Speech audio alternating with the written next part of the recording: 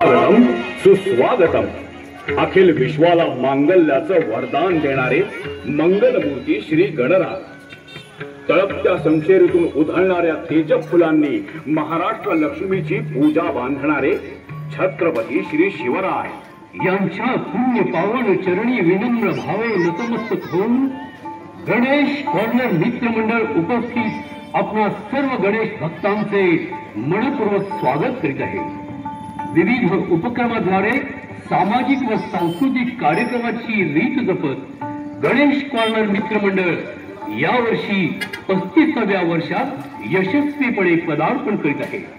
पौराणिक, ऐतिहासिक, सामाजिक असे समाज प्रबोधनपर देखावे सादर करण्याच्या या परंपरेस अनुसरून मंडळ यावर्षी सादर करीत आहे एक भक्तिमय पौराणिक देखावा, नरसिंह अवतार. नरसिंह अवतार, नरसिंह अवतार. अन्याय, दुराचार आणि विध्वंस यामुळे ग्रासलेल्या पृथ्वीनं कळवळून आक्रोश केल्यामुळे प्रत्यक्ष श्री नारायणांनी वराह अवतार धारण करून उन्मत्त झालेल्या राक्षसराज हिरण्याक्षाचा वध केला आणि त्यामुळे त्याचा भाऊ हिरण्यकश्यपू प्रचंड संतापला. हिरण्यकश्यपूनं देवाधिदेव महादेवांची उग्र तपश्चर्या आरंभली. महादेवांनी हिरण्यकश्यपूला इच्छित वर मागण्यास सांगितला आणि हिरण्यकश्यपूनं वरदान मागितलं. हे त्रिशूल डमरूधारी भोलेनाथा, मला मृत्यू ना देवांच्या हातून यावा ना दानवांच्या, ना मानवाच्या हातून ना जनावराच्या, ना रात्री यावा ना दिवसा, ना शस्त्रानं यावा ना अस्त्रानं, ना आत यावा ना बाहेर. एवढं वरदान मला लाभावं भोलेनाथा. संपूर्ण ब्रह्मांडात सर्वश्रेष्ठ असणाऱ्या महादेवांचं वरदान लाभताच हिरण्यकश्यपूचं मृत्यूभय नष्ट झालं. त्याला सत्ता आणि शक्तीची धुंदी चढली. भगवान विष्णूंची असलेल्या वैराची आग मात्र त्याच्या मस्तकात धुमसत होती. अशा कमालीच्या नारायण द्वेष्टा हिरण्यकश्यपूच्या स्वगृही त्याचा प्रत्यक्ष वंश असलेल्या प्रल्हादानं त्याचा हुकूम पायदळी तुडवला. प्रल्हाद नारायणाच्या नामस्मरणात अखंड दंग असे. प्रल्हादाच्या मुखी असणारे अखंड नारायण नाम बंद झालं पाहिजे या एकाच वेळानं हिरण्यकश्यपूला ग्रासलं होतं. नारायण नारायण, शंखचक्र गदा पद्मधारी नारायण, लक्ष्मी रमण अद्भुत किमयाकारी नारायण. माते, महाविष्णूचं हे नाम किती गोड आहे. हृदयातून मुखी येताना अमृताचं होऊन येतं. होय रे बाळा, पण ते परम पावन नाम घेण्याचं भाग्य आपल्या नशिबी नाही आणि आपल्याला ते स्वातंत्र्यही नाही. सम्राट हिरण्यकश्यपूंच्या राज्यात तुझ्या वडिलांच्या घरात तुला ते उच्चारायलाही बंदी. पण असं का?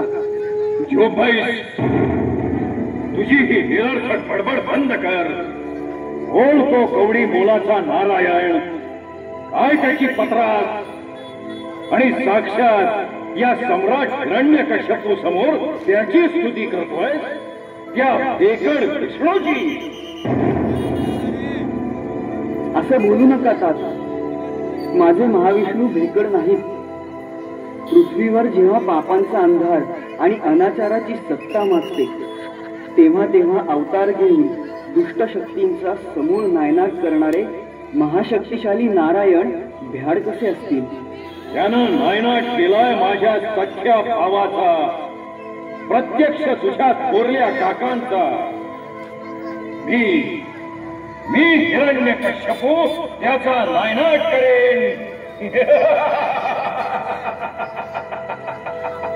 त्याला अंतराळात फिरकावून देईन.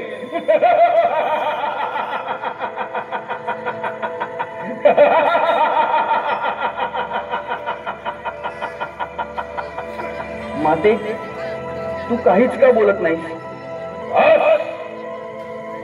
हा महामूर्खा, काय चांगलं आणि काय वाईट हे तू मला शिकवण्याची गरज नाही. नाथ जरा माझं ऐकावं. अहो अहो आपला प्रल्हाद निष्पाप आहे हो. मग तू का बिघडवतेस त्याला? अहो अहो आपल्या लाडक्या लेकराला या क्षुद्र नारायणाचं नाव घ्यायला शिकवून पूर्ण बिघडवून टाकलायस त्याला. नाथ नाथ हे काय बोलतोय अहो आपण? प्रल्हादाला संपवण्यासाठी अनेक उपाय करून झाले, पण सगळे व्यर्थ. कडेलोट केला, आगीत जाळून मारण्याचा प्रयत्न केला, पण प्रल्हाद या सर्व दिव्यातून सुखरूप बाहेर पडला. हिरण्यकश्यपूचं पाशवी बळ, त्याची दुष्ट राजाज्ञा, सैनिकांची ताकद आणि प्राणहरणासाठी आखलेल्या सर्व योजना सगळं पराजित झालं. आणि उरलं केवळ बालभक्त प्रल्हादाच्या ओठी फुललेलं पावन नाम नारायण. नारायण नारायण नारायण श्रीमन्नारायण नारायण. आजपासून तू त्या नारायणाचं नाव घ्यायचं नाही. नारायण नारायण. प्रल्हादा खबरदार पुन्हा नारायण नारायण म्हणाला तर त्या क्षुद्र नारायणाच्या नामाचा गोषा ताबडतोब बंद कर. नारायण हे नाम क्षुद्र नाही ताता, त्रिखंडात महान आहे आणि त्याच्या नामाला दोषा नाही तर पुण्यदायी नामजप म्हणतात. नारायण सर्वत्र आहे. नारायण सद्भक्तांना दिसतो. मग मला का दिसत नाही? माझ्या समोर का येत नाही तो नारायण?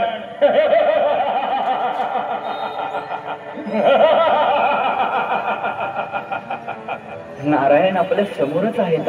असं या महालाच्या निर्जीव भिंतीत आहे. निश्चितपणे आहे नारायण.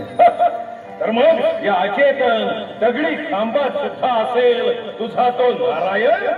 असेल नव्हेतात, तो आहेच. या दगडी खांबातही त्यांचं वास्तव्य आहे. प्रल्हादा इतका मस्तवालपणा तर मग आता दाखवतोच खांबात बसलेल्या तुझ्या नारायणाला या महापराक्रमी हिरण्यकश्यपूच्या गदेचा पराक्रम.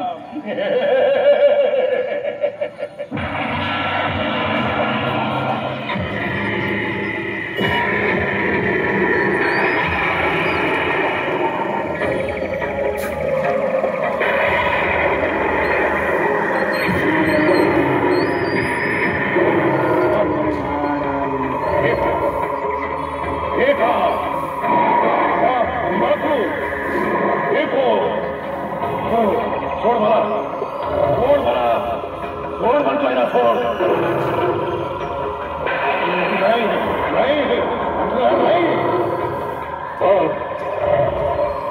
हिरण्यकश्यपू, मी अर्धा सिंह अर्धा मानव, म्हणजे देव दानव प्राणी मानव कोणीही नाही.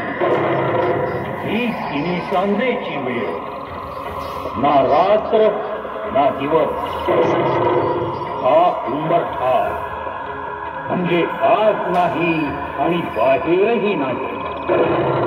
आणि ही माझी तीक्ष्ण नख, शस्त्रही नाही आणि अस्त्रही नाही. हीच नख आता तुझ्या पोटात खुपसून तुझा कोठळा बाहेर काढण्यासाठी समर्थ आहे. खवळलेल्या नरसिंहानं हिरण्यकश्यपूचं पोट आपल्या तीक्ष्ण नखांनी टराटरा फाडलं. त्याच्या दुष्ट रक्ताची कारंजी उसळली. सुटकेसाठी तडफडत आकांत करत वेदनांनी तळमळत अखेर नरसिंहाच्या मांडीवर हिरण्यकश्यपूनं शेवटची मर्मभेदी किंकाळी फोडली.